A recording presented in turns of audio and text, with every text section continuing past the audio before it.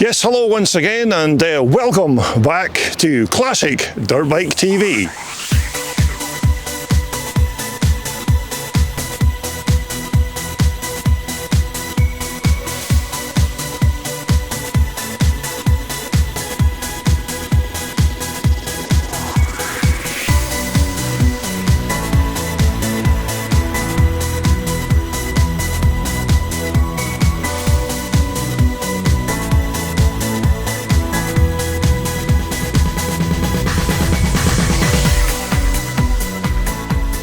Yes, hello again, welcome back to Classic Dirt Bike TV, and as you can see we're out and about once again, and today we've made the journey to the south of Edinburgh, to Dunbar to be more precise, to cover these lovely pair of John Hand Racing 4-stroke thumpers that belong to these gentlemen here.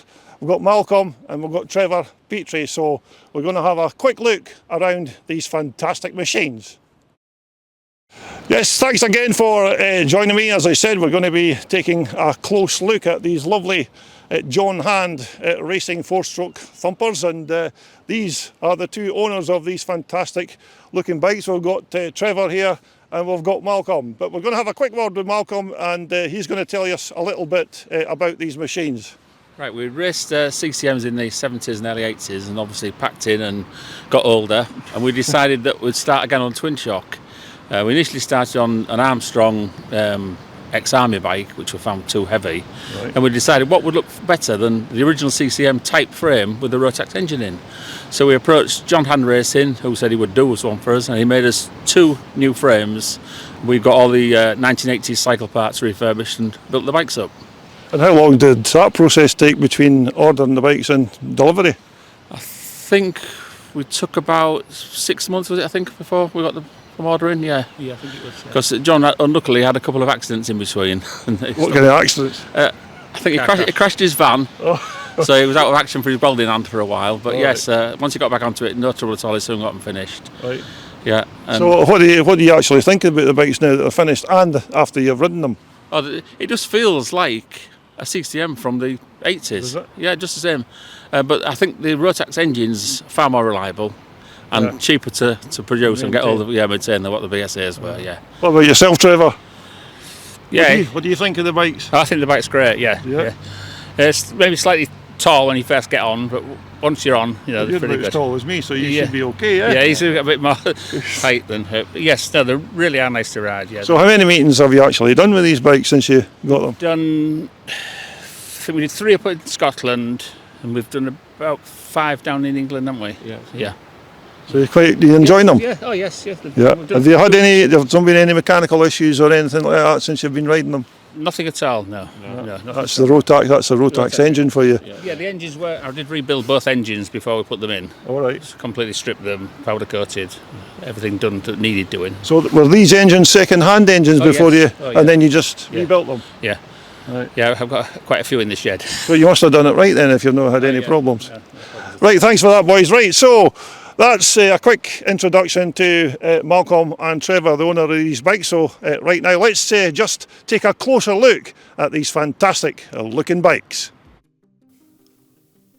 Okay, so let's just first begin with a bit of background on the chassis of both bikes, which are of course identical, although when both Trevor and Malcolm first discovered that John Hand was experimenting with a frame to fit these big Rotax engines, at that particular time John hadn't actually completed one, and in this picture here you can see John's first Rotax and engine frame experimental layout. But as Trevor and Malcolm said there in their introduction, this John Hand frame was exactly what they were looking for, and so they then ordered 2 JBR style 80s chassis to be made by John, and because he'd never actually built one to take the big Rotax motor, the brothers had the honour of having the first 2 JBR Rotax frames ever made by John Hand. So they'd be given chassis numbers of PT1 and PT2, which naturally was for Prototype 1 and Prototype 2.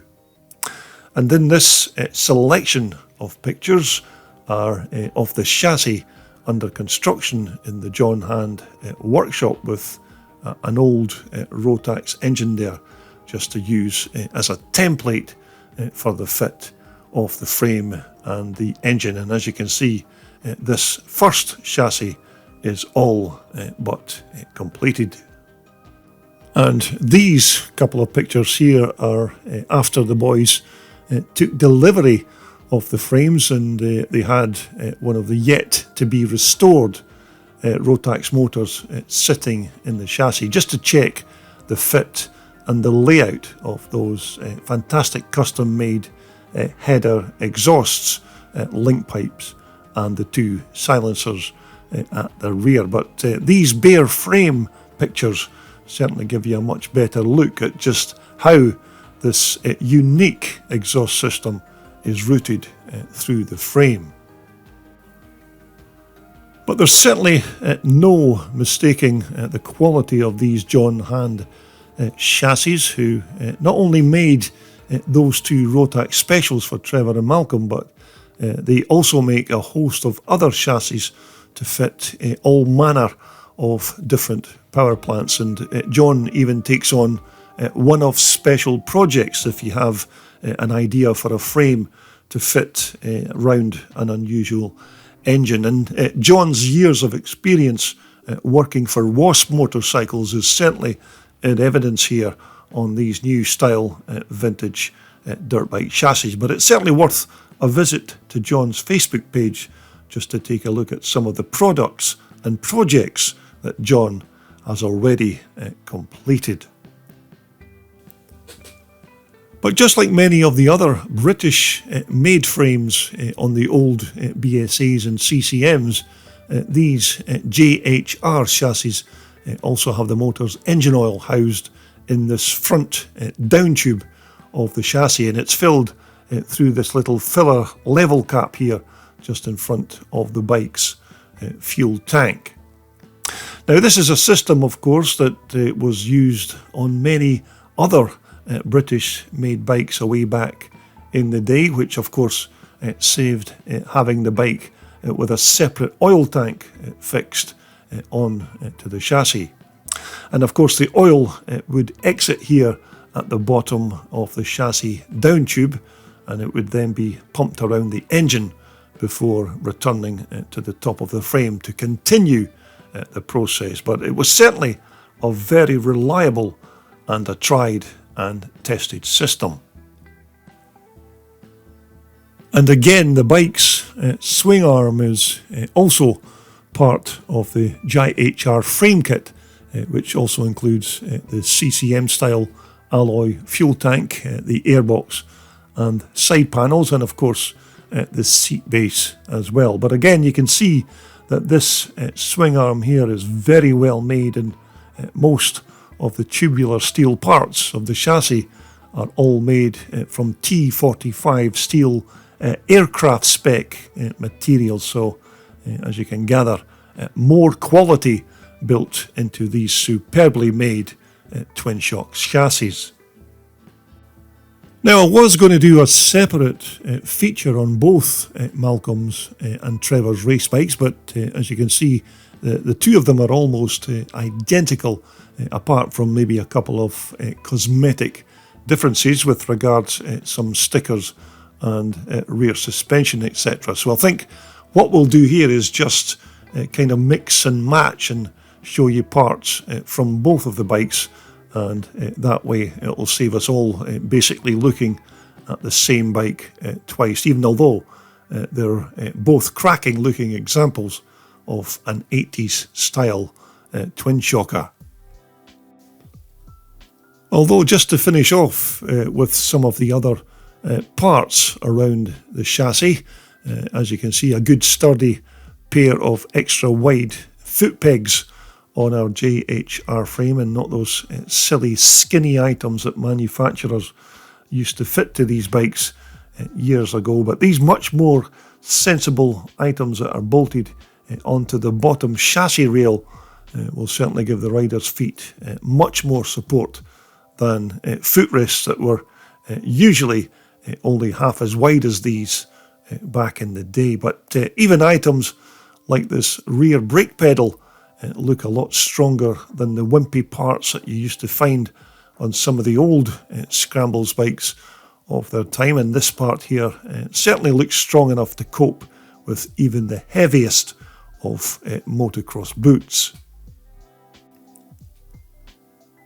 But when it came to trying to locate the rest of the parts to build these bikes, Trevor and Malcolm certainly put in hundreds of miles travelling up and down the UK trying to pick up the various components that they needed to complete these 1980s era twin shockers. And in fact, I think they even ordered parts from the USA as well, but eventually they did manage to bring them all together to get the bikes completed. Now, when it came to sourcing a pair of power plants for our two race bikes, as luck would have it, Trevor already had a very good stock of spare parts for these big Rotax motors, and he certainly had more than enough to build two engines. And so Trevor set to work getting all the parts together and then refurbishing them back to almost as brand new condition before putting his spannering skills to good use by building these two engines and then finishing them off with a nice powder coated black paint. But as four-stroke dirt bike motors go, these Rotax thumpers, as you know, are virtually unbreakable and super reliable as long as they're regularly maintained and serviced. But these Rotax engines were a 600cc single-cylinder motor with an overhead cam that was connected onto the crankshaft by way of a tooth cam belt that ran down this left-hand side of the engine. And more often than not, if you did ever actually suffer from a broken cam belt, then it was usually just a case of resetting the cam and crankshaft timing marks and then refitting a new belt, and you were almost good to go. And to feed that big thirsty Rotax motor with its fuel, it's a quite sizable Italian Dell'Orto carburetor that's fitted to both of these engines, and that Dell'Orto gets its air supply through a plastic airbox that also has a foam filter inside. It's naturally washable and reusable, as of course most modern motocross filters are in this modern day. But although this was a single cylinder engine, it also had a 4-valve head with two exhaust ports that fed into these twin header pipes here at the front. Now, I do remember that some of the early Rotax twin porters did have a bit of a reputation for rusting header pipes, but that's certainly not going to be a problem on these pair of racers, because this exhaust system here was custom made for both Malcolm and Trevor's bikes in 4 different sections, all done up in stainless steel. So this exhaust system here should certainly last a lot longer than the Rotax originals.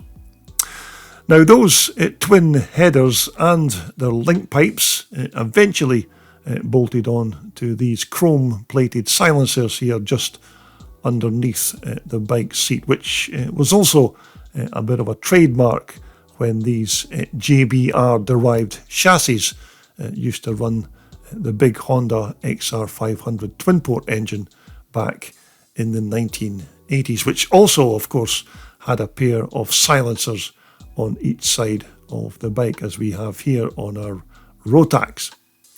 But if you hang around until later in this video, then we'll let you have a listen to the sound that comes out of these pipes when we get Malcolm to fire up the engine.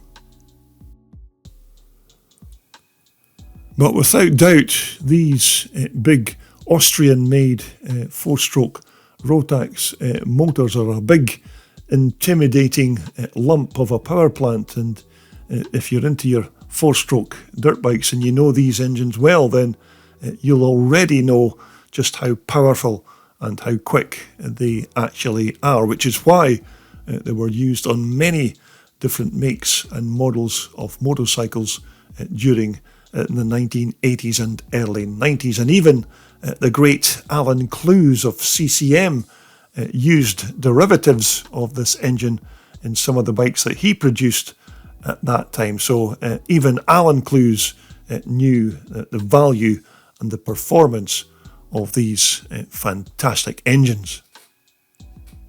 Although I have to say it was ever so slightly confusing on the day, just trying to work out which of these bikes belonged to which brother, because both bikes never really had any race numbers, and it was a bit like spot the difference between the two. And even just looking at these few shots here, it's still hard to work out which bike's Malcolm's and which is Trevor's. And when you've got a pair of almost identical twins with identical bikes, then it can certainly get a bit confusing, as you'd expect.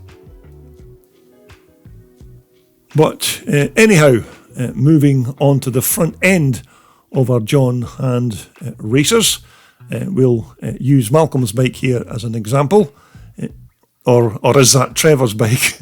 I'm not entirely sure, but anyhow, both of these bikes are using Italian-made Marzocchi front forks and triple clamps, which were again very popular on off-road scrambles bikes of the 1980s. Now, these Marzocchis didn't have much scope for making adjustments to the rebound and the damping, but you could certainly improve their performance by fitting stiffer or maybe harder fork springs, or maybe even experimenting with different weights of oil. But even in their stock standard trim, these Marzocchis were still decent enough suspension units for their time.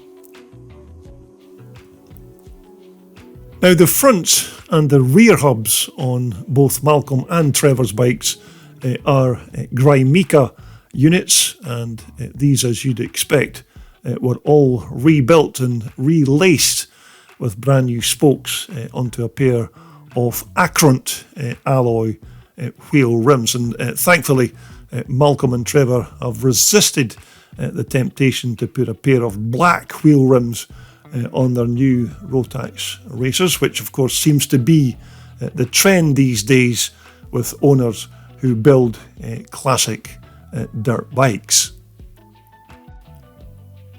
And once again, the front brakes on both of our Rotax thumpers are old school drum and shoe type systems, in keeping of course with the rules of twin shock 80s style racing, which require you to have drum brakes on both the front and here at the back as well. And although our pair of John Hand twin shockers are not exactly the lightest of motocrossers, these vintage drum brakes are still perfectly adequate to slow or bring our bikes to a stop. And so as we switch our attention to the rear of our featured machine, now these rear shocks here are Swedish-made Öhlins units, which Malcolm and Trevor told me were actually made to fit the old Armstrong MT500 road-going bike, but both riders agree that these are ideally suited to this 80s style twin shock scrambler, and thus far they say that these shocks have worked perfectly during the 2023 racing season. And you can see on its sister bike here that it's a very similar pair of rear suspension units, but only this time fitted with different springs. But again, more quality items that are bolted onto our Petrie brothers race machines. But next up on our list of parts is the fuel tanks that are fitted onto both bikes, which are almost certainly reproduction copies of the alloy fuel cells that were made and fitted to the Alan Clues CCM bikes of the 1970s and 1980s. And you may remember seeing some of those old CCMs with this tank maybe coloured gold on the 1980 CCM models, and quite often done out in black on models in 1978. But reproduction or not, these fuel tanks here are more or less carbon copies of the Clues originals, and they still look great in this unpainted and polished alloy look. But as you're probably aware, our big 600cc Rotax engine certainly liked a drink when it was being worked hard, and it could swallow fuel at an alarming rate, but usually this fuel tank here held enough gas to keep it thumping on even the longest and the hardest of race motos. Which now quite neatly brings us onto the seats that are fitted onto both of these bikes. Now normally when you do pick up your John Hand frame kit, it also comes with a seat base so that you can then customise it with your own depth of foam padding, and then naturally add whichever colour and design of seat cover that takes your fancy. But I do remember that Malcolm and Trevor's bikes used to have the JHR seat covers on them when they first bought the bikes, and as you can see here, they've now changed them for these CCM liveried seat covers, which of course has absolutely no significance to these John Hand Rotax bikes, but both Malcolm and Trevor said that they've always been big fans of those famous Alan Clues racers, so I expect that these seats are just some kind of personal tribute to the great man and his CCM achievements.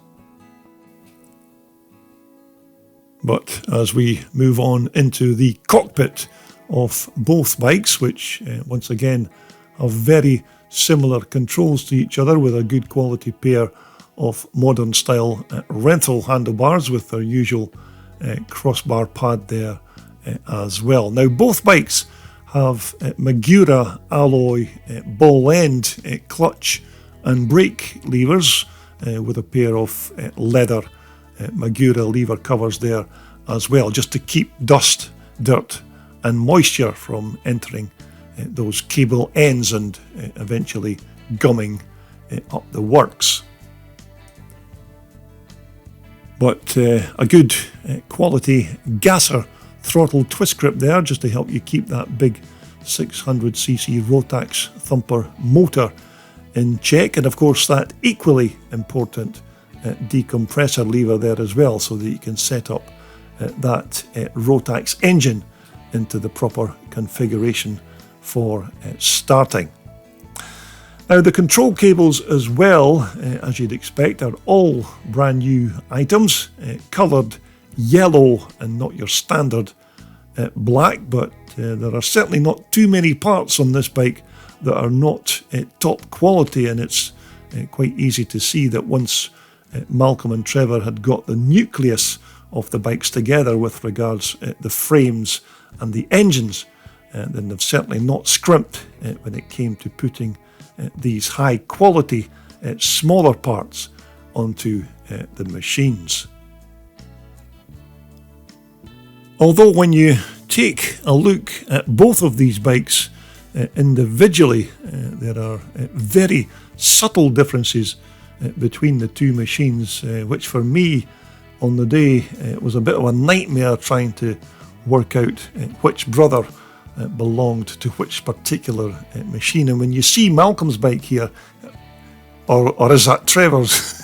I could never tell, but as you can see, there's not much in the way of identification marks, although it would have been a bit easier for me if both of these bikes had been sporting their racing numbers. Although despite their similarities, these are still a couple of cracking looking machines with those superbly handcrafted John Hand built frames and the fantastic Rotax forward banger motors as well. But John Hand has without doubt done a fantastic job on these chassis, which I think took him just about 6 months to complete the frames of both bikes, along with their swing arms and all of the other attachments that came in the kit. And I do remember that both Malcolm and Trevor had one of these bikes on display at the 2023 Telford Classic Dirt Bike Show when it received a couple of good awards, to which the guys were very happy about, because it did take them some time to get all of the different parts together to finish the bikes, so it was of some consolation and a little reward for all of the boys' hard work. Okay, so we've talked a little bit about both bikes and we've had a quick look around at some of their components and parts, so let's just get Malcolm to fire up one of the bikes and let's have a listen to what they sound like.